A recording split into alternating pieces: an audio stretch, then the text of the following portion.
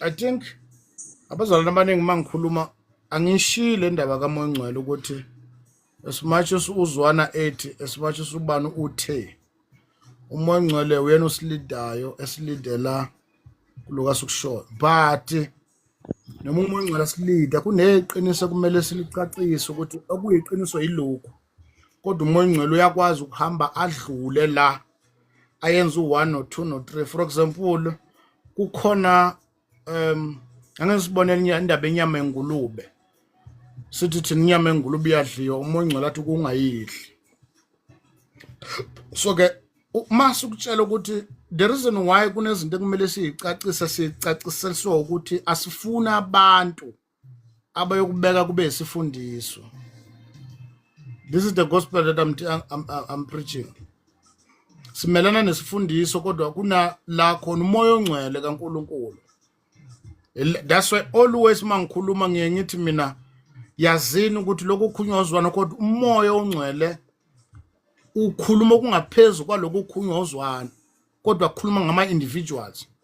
Now ngicela ukuyicacisa futhi le kaMoya Ongcweleke ukuthi uma uMoya Ongcwele efika ebandleni udila nama individuals. That's why ke asike sifundiso ebandleni okuthiwa uMoya Ongcwele utshela uzwana ukuthi hambe futhi ayikho into enjalo kufuna sikucacise nalokho as much as ekhona uMoya Ongcwele la sesikhuluma iBhayibheli asike sifundise ungathiwa nanku uMoya Ongcwele ukhulume nozwana uthi uMoya Ongcwele hamba uyofundisa ebandleni ayikho into enjalo isifundiso sisezwini lithi iBhayibheli abapostoli baqinisele isifundisweni sabapostoli so ke uma sifuna a doctrine la khona isifundiso sakhiwa sisezwini uMoya Ongcwele ke sifundiso sikhona uyakwazi efike kimi sikhona isifundiso athi wena ungakwenza u1 ungawenza u2 ungawenza u3 now ke uma singayicacisile lezi zinto ezimbili yiloko ufika ukudaleka ichaos ebandleni kaKristu ngoba yilona lo meqhamuka athi uMoya Ongcwele uthe bazalwane ngizontshela ukuthi kuqhamuka wesibili athi uMoya Ongcwele bazalwane uthe ngizongitshela ukuthi qhamuka wesithathu bazalwane uMoya Ongcwele uthe ngizongitshela ukuthi sigcina yiphi indlela eright yokucinga noma yokubona isifundiso ukuthi siyezwini so the doctrine of the church yakhele phezukwezwi so uma sisuka sifundisa izwi sisuka sichaza isisekelo sokukholwa sithi sikhona isisekelo sebandla la khona everyone ozorefer khona bese kuba khona uMoya Ongcweleke odile nama individuals ekhuluma kimi ekhuluma kuloya ethi wena dlana ingulube athi wena ungayidli athi wena awunankinga nama makeup athi kodwa wena ungayifaki lezi zinto athi wena ungakwenza ukuthi noma hayi ukuthi ethi wena faka ama makeup kodwa athi bayakwenza konke kodwa wena ungakwenza now ke kufuna kucaciseleke lokho esikukhulumayo ukwenzela ukuthi wena uma kufika esikhatini sokulay foundation yokukholwa siyezwini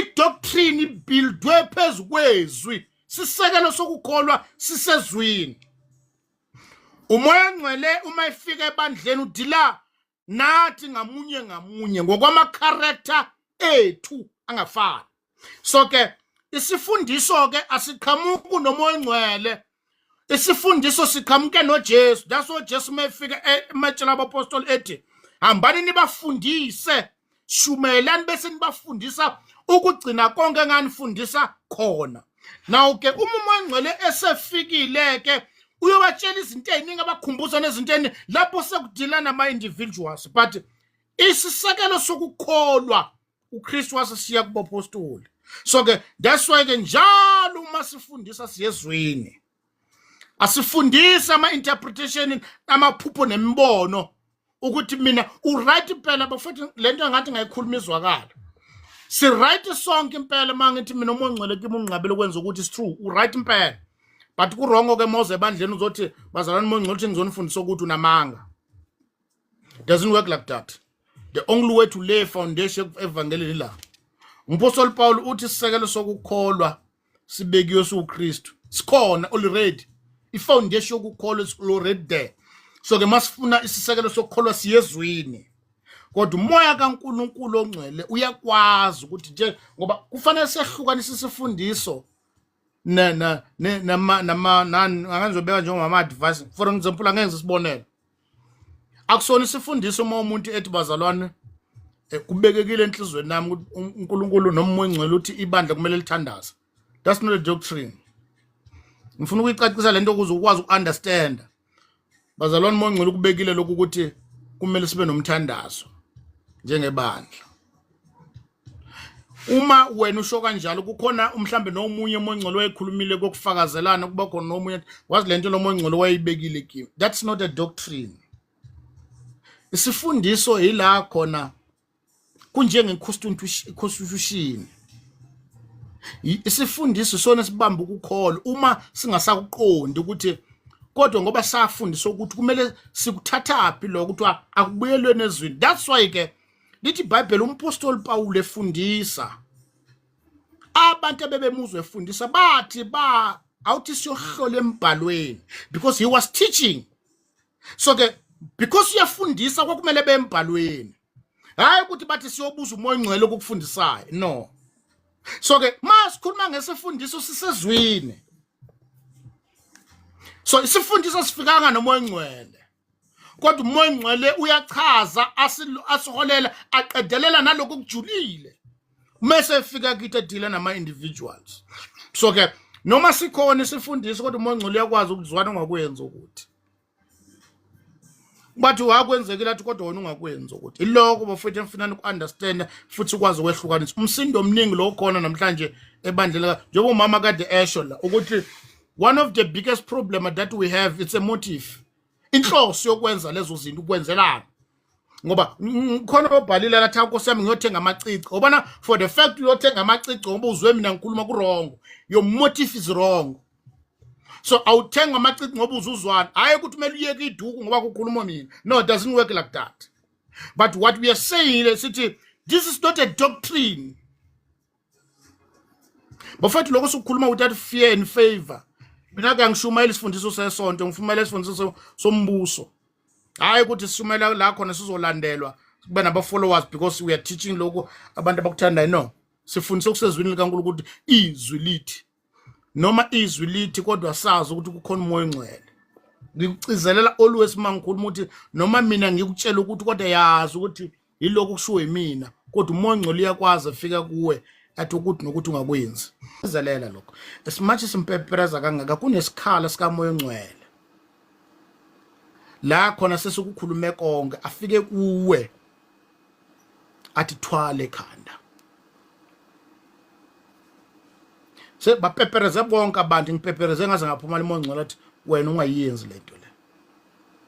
Kurongo ke kuwe uma umoya ongcwele ekhulume nawe bese wena uzotshela ibandla ukuthi ibandla lonke lithi uthi uNkulunkulu asithwale. Urongo nje. Lezi zinto lesayiyeka zihamba isikhathi eside sake sabambiswa ama fasting thina sibanjiswa umuntu othile oyizwela umoya ongcwele ukuthi akade akathandaze azotshela ibandla ukuthi ibandla emeli thandaze kanti kwakukhulunywa nathi hambe emthandazweni safaka kuma hanga strike sithandaze into singazazi ngoba sisuka silalela instruction ayinikezwe yena ayidlulisa ngoba ufuna ukuphelekezelwa ayifaka ibandla lonke. La ekukholweni kunezinto uNkulunkulu angeke azisho kuwa zisho kimi ngoba engazi mina. Lokho sikusho nganza kwethu namhlanje ebusuku asixolisa ukuloko. This is the gospel regardless ukuthi uthandani. Mina nje ngiyakutshela bafethu ngicela utsheqini mina ibhluka ngilithandi. Mina umkami nje ayaqoka ibhluku ingane zami ngeke zilokothe inhlobo futhi yona amatwa dani kodwa ngikwazi ukuthi ngimeje ivangeli lami ngimeje igospel kaKristu ayifele esiphambanweni ngamabhluku.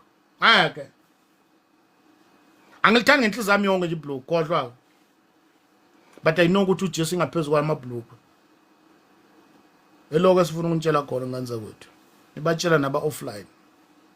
That's why kuyingozi kakhulu ke sifika sikhuza lapho ukuthi le ndaba yabantu abathanda ukufundisa kubheda lapho ke asiyena wonke umuntu onikezwe iauthority to teach because once wafundisa ubeka isisekelo.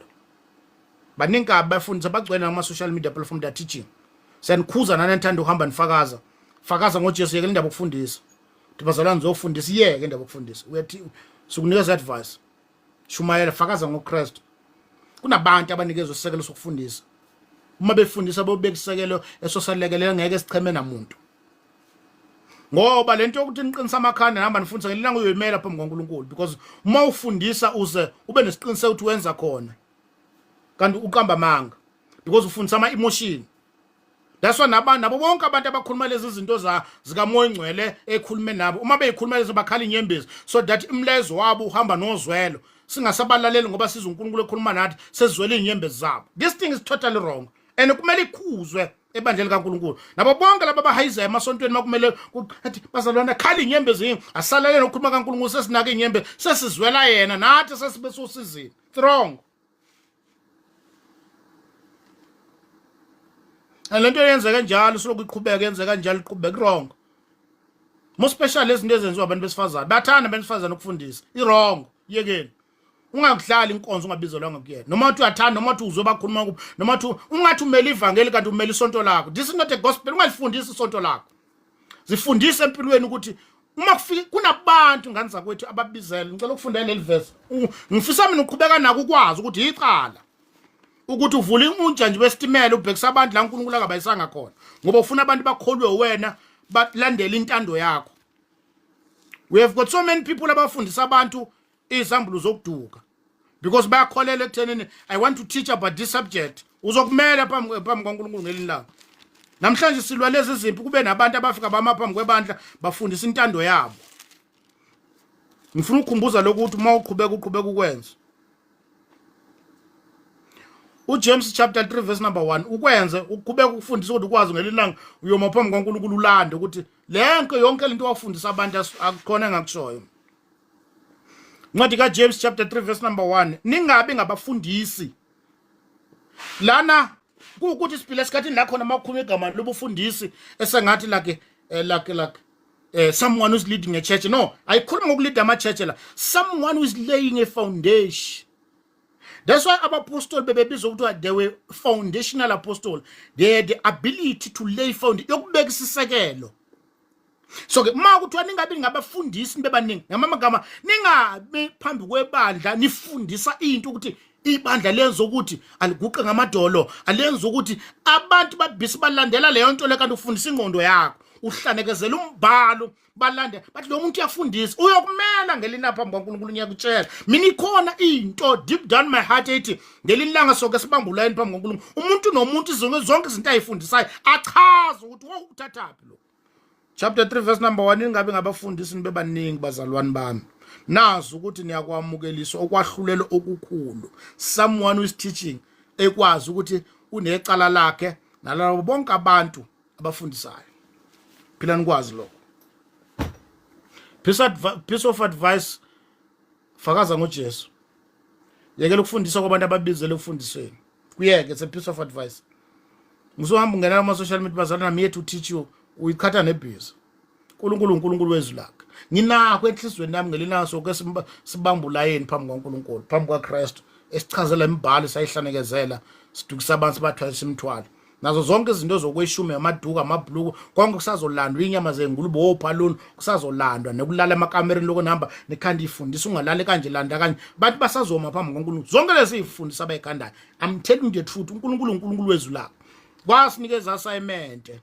Abanye sebehomoya engcwele basemabandleni. Isikhundla sikamoya engcwele lakho nakwazi ukudila nama individuals, ngoba noma ngishadile mina emshadweni wami kumele umoya engcwele abe khona bengxenye elekelela mina nomkami nezingane zami, esifundisa noma thiwa sisekamereni nomkami. uNkulunkulu angilekele ukuthi anikwazi ukwenza lokho niyakholwa, ekhuza mina. Angikwazi kuba nendoda ethi leyo ngitshela ukuthi ungalali nomnkosikazi wakanje, wazi kanjani kulalo kanjani, lithi iBhayibheli sakho kumele silala kanjani. Yizo zonke izimfundiso ezikhandwa alisho iBhayibheli ukuthi indlela yokulala yiphi, abantu abashadile kulalwa kanjani, watshela abantu ukulala kanjani, iBhayibheli esichaza ukulala kanjani. Makungekho iBhayibheli, so let no one build isifundiso concerning indaba zesex emshadweni, because yibo bonke abantu abakhathi ifundiso ukudala chaos in the body of Christ. Kodwa kunendawo kamoya engcwele kubo bonke abantu kuma individuals nasemshadweni seyingane la khona umoya engcwele edila nathi anikwazi ukwenza lento enikholwa. But abantu abanana lo moya engcwele, because sinomoya engcwele ohamba ngeenyawo la khona azokuchaza ukuthi ningakwenza ukuthi, ningakudla ukuthi, ningakwenza ukuthi, ningakudla. Kanti umoya engcwele ukhuluma kuphi mase kwenze njani? Kusobala sinayo kwalo moya engcwele. We are not a Christians. So abancipheke labazali abahamba bakhanda ifundiso ke. Abathi kwehla kancane sidedela indawo kamoya engcwele nalezi ifundiso zasesontweni la ukuthi kuyiyeka soqhatha nebhizi qhatha nebhizi lokho sikushoka ke ngani zakwethu namhlanje ebusuku because we've got a problem yabantu out noma ngathi ubafundisa kangakanani bamile ukuthi thina satshela ukuthi asiyinguthi satshela ukuthi nathi kunamasonto mina kunezinto eziningi engizaziyo nje engakhuliswa ngazo ngaziyekiswa ngoba ngiyazazi lo niqiniso and for that reason angikwazi ukuqhubeka ngiyimemezela ukusabantu iqiniso ngilazi ukuthi akusikho kodwa lokho masikhuluma ngabantu abafundisi bamanga iproblema yenu sinaka abantu abaphethe igubhu namanzi neparafeni nomfundisi wako lezi ifundisa zasesontweni lakho omunye wabafundisi bamanga because they are teaching false doctrine. That's what umpostoli Paul etshela uTimotheo uthi ensukwini zokugcina umoya ucacisa ngokusobala ukuthi abantu bohlubuka isifundisweni kuyisona balandela imfundiso zamadimoni. We are no longer asekho isifundisweni sebandla silandela nje ifundiso ukuthi ulala kanjani nomkakho udlana ini ingane zakhe ngagqoka ini color black no color white no red ured uchaza zikhande kube isifundisi kunabantu abaprogrammiwe uthi uma ugqoka ublack uchaza ukuthi ba advertise amadimoni njengabantu enamandla kunombuso kaNkuluNkulu and lezi zinto zikhande zaba isifundiso abantu banotisana nemibala banotisana namasign kunokwazi amandla kaNkuluNkulu umpostoli Paul ngifuna ukumazana namandla okuvuka kwakhe abantu bakhule kwazi namadimoni nokuoperate kwabo kunokuthi bazi uNkuluNkulu zonke lezi zinto zidalwa abantu bayafundisa strong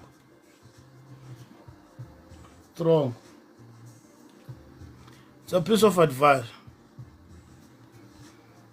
advice